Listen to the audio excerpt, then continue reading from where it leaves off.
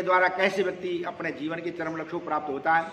वहाँ सर्वनाश ही बता दिया, सर्वनाश कैसे होता है। या तो योग कर लो तो जीवन के शिखर पहुँच जाओ, यदि योग नहीं करोगे तो सर्वनाश हो जाएगा। तो सर्वनाश होता कैसे, क्या होता है? उन्होंने कहा जब आदमी धर्मात्मा नहीं बनेगा, सात्विक नहीं बनेगा, उन्होंने कहा नित्य सत्व स्थित धनंजय, या धर्मात्मा बनना है तो सत्व में स्थित हो जाओ, सत्व गुण आ जाए, सत्व गुण आ जाएंगे तो ईश्वर की तरफ बढ़ोगे। उन्होंने कहा यदि ऐसा नहीं होता तो फिर क्या होगा? उन्होंने कहा फिर पापी होगा, और पाप का परिणाम दुख होता, फिर अशांत होगा, फिर फांसी लगाएगा, आत्महत्याएं करेगा। वहाँ आता भी प्रसंग, यदि वो उसका क्रम है, गीता में बताया है, कविता के रूप में हमने उसका कर दिया, वो ज़्यादा समझ में आएगा। वो कहते सर्वनाश कैसे होता? वहाँ आया बुरे कर्म का कभी भला परिणाम न होगा, बुरे कर्म का कभी भला परिणाम न होगा, पापी जन के लिए कभी विश्राम न होगा। जब पाप करेंगे तो निश्चित रूप से दुख होंगे, विश्राम नहीं होता। बुरे कर्म का कभी भला परिणाम न होगा, पापी जन के लिए कभी विश्राम न होगा। तो फिर पाप है क्या, पाप होता कैसे? का बुरे कर्म का कभी भला परिणाम न होगा, पापी जन के लिए कभी विश्राम न होगा। बोले अर्जुन पाप यहाँ किसको कहते हैं? कृष्ण हमें तो ये पता नहीं पाप कहते किसे। बोले अर्जुन पाप यहाँ किसको कहते हैं? कृष्ण बताओ हमें दुख हम भी सहते हैं। यदि आप ये कहते पाप का परिणाम दुख है तो मैं भी दुखी, इसका मतलब मैं भी पापी। बोले अर्जुन कृष्ण यहाँ पाप यहाँ किसको कहते हैं? हे कृष्ण बताओ हमें दुख हम भी सहते हैं। है कौन पाप का बाप हमें बतलावे, करके जिसका ना सफल जीवन कर जावे। पाप का बाप है कौन? पाप को पैदा कौन करता है? मुझे बताए, मैं उसका नाश करूं, हमारा जीवन भी धन्य हो जाए। तब कहा कृष्ण ने अर्जुन सुन तू हित की वाणी। तो कृष्ण कहा हित की वाणी सुन ले। तब कहा कृष्ण ने अर्जुन तू सुन हित की वाणी, है राग द्वेष के बीच फंसे जग के सब प्राणी। संसार के सारे प्राणी दोई के जाल में है, राग और द्वेष के में।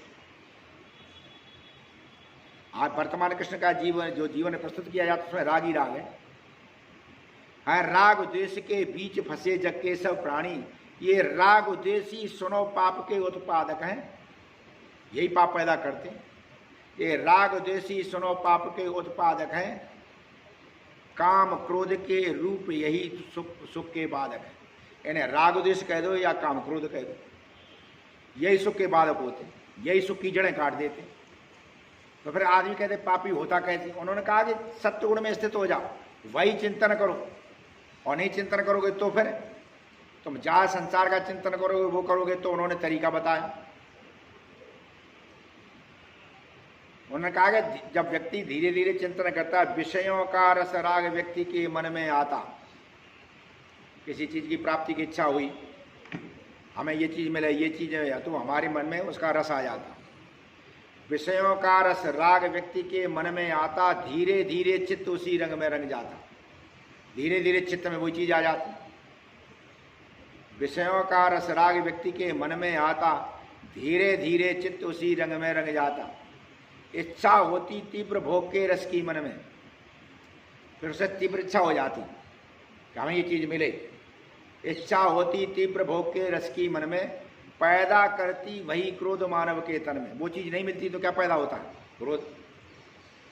पैदा करती वही क्रोध मानव के तन में, करके क्रोध अपार मूढ़ नर बन जाता है। और जब क्रोध पैदा होता तो आदमी कैसा हो जाता है? मूढ़। मूढ़ की स्थिति जानते हैं ना, चित्त में क्या हो जाता है? मूढ़ता आ जाती है। जब मूढ़ता आ जाती है तो हमें अपना स्वरूप पता नहीं रहता। क्रोध में क्या होता है, जैसे जल उबलता है ना, तो जल उबलते हुए जल में कोई भी अपना अपना अपना चेहरा नहीं देख सकता। इसलिए क्रोधी आदमी कभी भी जैसे ही इसका निर्णय नहीं कर पाता, 2 मिनट के क्रोध में आदमी जिंदगी बर्बाद कर ली। क्रोध आया भयंकर, गोली मार दी, दूसरे को मार दिया, जेल में पहुंच गया। क्रोध में पता नहीं क्या करता, आत्महत्या आदमी क्रोध में ही कर लेता, उसमें उसका स्वरूप उन्हें पता नहीं। करके क्रोध अपार मूढ़ नर बन जाता है। स्मृति होती क्षीण, ज्ञान सब मर जाता है। उस समय उसकी स्मृति क्षीण हो जाती, उसे याद ही नहीं रहता तू क्या है, तेरा अस्तित्व क्या है। तेरे घर वाले भी हैं, तेरे परिवार वाले भी हैं, तेरे माँ बाप ने भी तेरे साथ तब किया, तेरे परिवार ने भी किया, तेरे देश ने भी किया है, समाज ने भी किया। वो तो फांसी लगाता है, वो तो फांसी लगा लेता। अब कितनी याद तो नहीं है, कोई कहीं हीरो फांसी लगा रहा है, कोई नेता लगा रहा, कोई अभिनेता लगा रहा, कोई अधिकारी, ये वही लोग तो हैं। ये जानते नहीं देश ने कैसा किया। देश ने लाखों रुपया लगाया, करोड़ रुपये लगा के यूनिवर्सिटी से फिर तुम्हें पढ़ाते लिखाते, उसके बाद तुम आत्महत्याएं करते। अपना ही भला नहीं, देश का भला नहीं, राष्ट्र का भला नहीं। कारण क्या है? कृष्ण से दूर हटे। कहते करके क्रोध अपार मूढ़ नर बन जाता है, स्मृति होती क्षीण ज्ञान सब मर जाता है। उस समय उसकी स्मृति क्षीण होती, ज्ञान मर जाता है उसका, उस समय पर मर ही जाता, उससे भी मर जाता। स्मृति होती क्षीण ज्ञान पर मर जाता है। बिना ज्ञान के बुद्धि कहाँ किसकी रहती है? बिना ज्ञान के बुद्धि कहाँ किसकी? जब ज्ञान नहीं है तो बुद्धि नहीं रही। बिना ज्ञान के बुद्धि कहाँ किसकी रहती है? हो करके परतंत्र वासना में बहती है, परतंत्र हो जाती। फिर जैसी वासना होती बुद्धि वैसी चली जाती।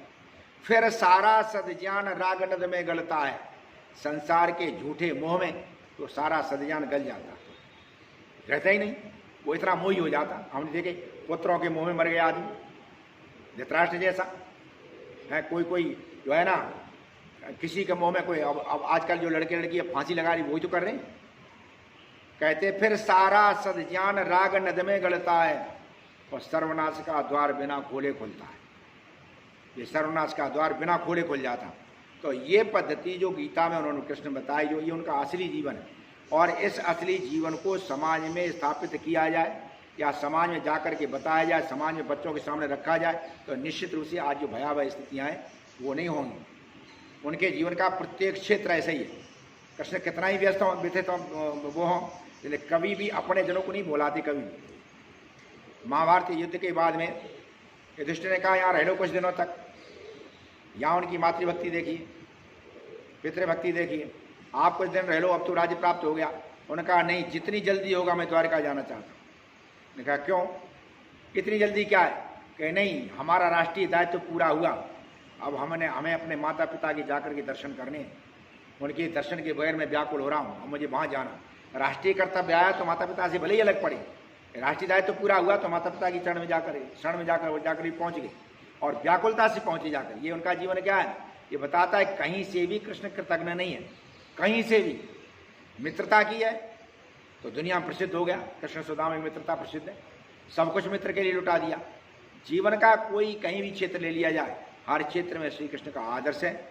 जन्माष्टमी के पावन पर्व पर वो जो विकृत जीवन है उसका हम सब त्याग करें, और उनका जो वास्तव में राष्ट्रीय व्यक्तित्व उनका है, जो धार्मिक जीवन उनका है, जो सबके लिए प्रेरक जीवन है, जो अध्यात्म का एक तरह से साक्षात रूप है, उस जीवन को हम अपना करके अपना समाज और परिवार का कल्याण करें।